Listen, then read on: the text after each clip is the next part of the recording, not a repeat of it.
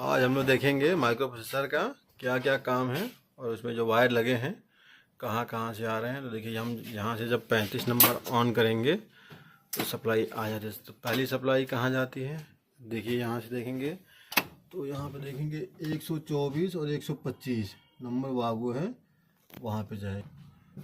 तो जब हम 35 नंबर MCB ऑन करते हैं तो 124 125 पे सप्लाई आती है। 24 नंबर पे 110 वोल्ट DC पॉजिटिव है और 25 नंबर पे 110 वोल्ट DC निगेटिव है। और यहाँ से दो तार निगेटिव पॉजिटिव का, तो 35 जब चालू करते हैं तो वहाँ से चालू करने के बाद 124 और 25 पे जो निगेटिव तार जाता है वहाँ से यहाँ आता है। और देखिए यहाँ पे निगेटिव और पॉजिटिव, तो ये CPU को सप्लाई मिल जाती है। ठीक है, अब ये CPU काम कैसे करता है, तो पहला जैक है यहाँ पे है, ये पहला यहाँ की इनपुट है। ये नीचे का जो हरा वायर है इंडिकेशन है, ये इनपुट है, और जो रेड है ये आउटपुट है। ठीक है, यहाँ पे देखेंगे लिखा भी है डिजिटल इनपुट और डिजिटल आउटपुट। तो ये प्लांट 1.1 का हो गया पूरा सिस्टम, प्लांट 2.1 का पूरा सिस्टम हो गया। तो इसमें हम जानेंगे कि क्या क्या किस लिए है। तो पहला देखेंगे जैसे हम यहाँ पे तो देखेंगे कि X702 में जो पहला वायर है ये है K45 से आता है 400 वोल्ट ओके का। जब 400 वोल्ट ओके आएगा तो ही बाकी प्लांट लगेगा, नहीं तो नहीं लगेगा। तो ये 400 वोल्ट ओके यहाँ से आता है K45 कॉन्टेक्ट K45 रिले से। ठीक है, और देखेंगे एयर कंडीशनर ऑन जो 701 वाले भागों में है, जैक में है, वो आता है एयर कंडीशनर। तो जो एयर कंडीशनर ऑन वाला है वो जब ये रोटरी हम ऑन करते हैं तो यहाँ सप्लाई जाती है एयर कंडीशनर ऑन की। ठीक है, तो अब इनपुट सप्लाई एक तो एयर कंडीशनर ऑन से आ गई और 400 वोल्ट के से आ गई। बाकी जो इनपुट सप्लाई है, जैसे हम 35 नंबर MCB को ऑन करते हैं तो वागो नंबर 162 उधर है, 62 देखो दिख रहा तुमको, 62 से 1.1 प्लांट की सप्लाई पॉजिटिव ऊपर रूफ पे चली जाती है एक वायर, और वागो नंबर 169 से प्लांट 2.1 को पॉजिटिव सप्लाई चली जाती है रूफ पे। जब रूफ पे सप्लाई चली जाती है तो वहाँ से एक वायर रूफ पे जाने के बाद कंडेंसर की TOP को सप्लाई मिल जाती है, ब्लोअर की TOP को सप्लाई मिल जाती है, OHP को सप्लाई मिल जाती है, लो प्रेशर को सप्लाई मिल जाती है।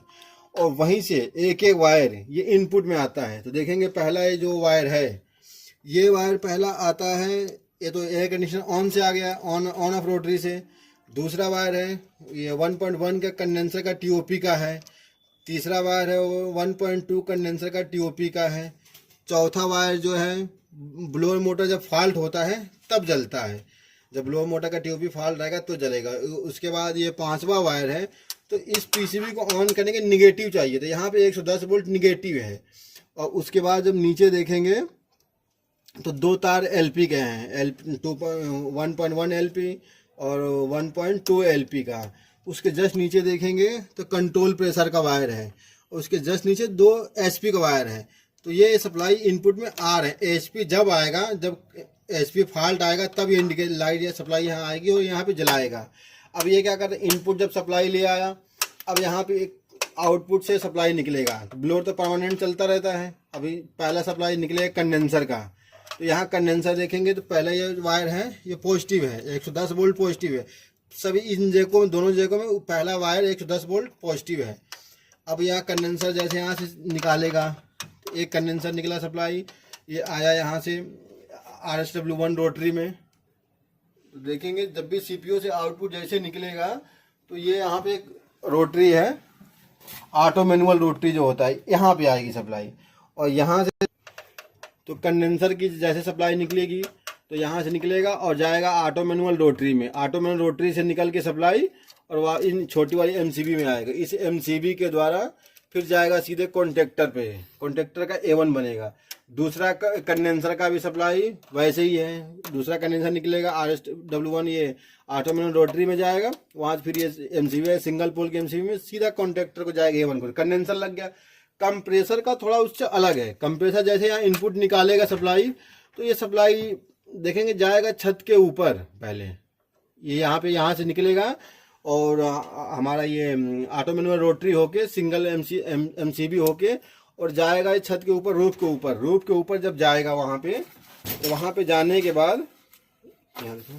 बाद इस प्रकार से यहाँ सप्लाई 110 वोल्ट डीसी आ गया। अब यहाँ पे एचपी कटआउट लगा हुआ है, तो ये एचपी कटआउट से 3 तार हो गया। यहाँ पे सप्लाई गई, एक लेके आया इनपुट।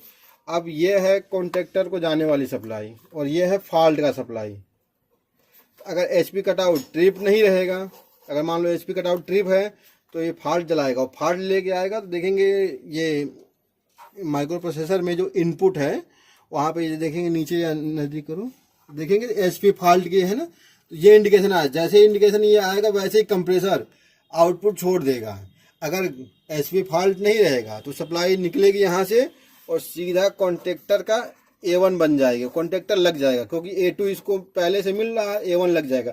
तो दोनों कंप्रेसर का ऐसे ही होता है, पहले रूफ में जाएगा, यहाँ से ऑटो में रोटरी से सिंगल MCB में, यहाँ से रूफ में जाएगा, रूफ से वापसी में, रूफ से 2 बार है, एक फॉल्ट का है, एक कॉन्टेक्टर को जाएगा। तो अगर एचपी ट्रिप रहेगा तो फॉल्ट में जाएगा सप्लाई, अगर एचपी ओके रहेगा तो नीचे आएगा सप्लाई। तो जैसे अगर एचपी फॉल्ट रहेगा, अगर 400 PSI से ज़्यादा प्रेशर जाएगा तो एचपी फॉल्ट होगा। अगर 290 तक आएगा तो नॉर्मल रहेगा, 290 PSI तक आएगा तो नॉर्मल रहेगा, तो उसमें नहीं चलेगा।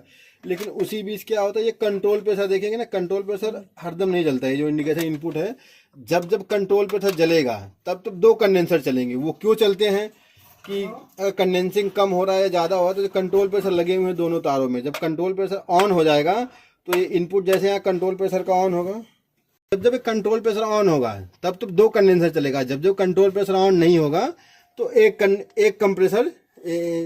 कंडेंसर चलेगा। देखिए अभी हमने कंट्रोल प्रेशर को ऑन करा रहे मैनुअली, देखिए ये यहाँ पे इंडिकेशन जला, ये जला, ये दूसरा देखिए कंडेंसर लग गया, हमने निकाल दिया, कंडेंसर बंद हो गया। तो ये जब कंट्रोल प्रेशर ऑन होता है तब तक 2 कंडेंसर चलते हैं। अगर कंट्रोल प्रेशर नहीं ऑन होगा तो एक ही कंडेंसर चलेगा। कंट्रोल प्रेशर का रीजन ये है, डिस्चार्ज प्रेशर में जब 330 PSI से अगर ऊपर जाता है तो कंट्रोल प्रेशर ऑन हो जाता है, और जैसे उसका डिस्चार्ज का प्रेशर 290 के आसपास आएगा तो कंट्रोल प्रेशर ऑफ हो जाएगा। तो जब ऑन होता है तो 2 कंडेंसर मोटर चलते हैं, जब ऑफ होता है तो 1 कंडेंसर मोटर चलते हैं। तो आप समझ गए हैं। तो ये जो अब देखिए 7301 जो वागो है, ये पहला वायर है, ये 110 वोल्ट डीसी पॉजिटिव है, ठीक। अब ये कंट्रोलर ओके का है, सप्लाई है। कंट्रोलर अगर ओके जाता है तो देखेंगे कंट्रोलर ओके का है। अब जो तीसरा वायर है, ये ब्लोअर मोटर, यहाँ से सप्लाई जाएगी ब्लोअर कॉन्टेक्टर को ऑन कराने के लिए, और वो जाएगी, ये जो तीसरा तार है वो जाएगा ब्लोअर के कॉन्टेक्टर के 26 को ऑन कराने के लिए, डायोड के थ्रू जाएगी इनपुट आउटपुट में, और ये एक तार स्पेयर का है, ठीक है। तो अब इधर देखेंगे तो सेम वैसे 110 वोल्ट पॉजिटिव है। ये यहाँ पे जब देखेंगे तो ये अगर CPU फॉल्ट होगा तो ये फॉल्ट जलाएगा, और यहाँ पे देखेंगे तो ये बाहर देखते हैं इंडिकेशन जलता है ना रेड कलर का, वो जलाने के लिए जलता है, फॉल्ट का इंडिकेशन।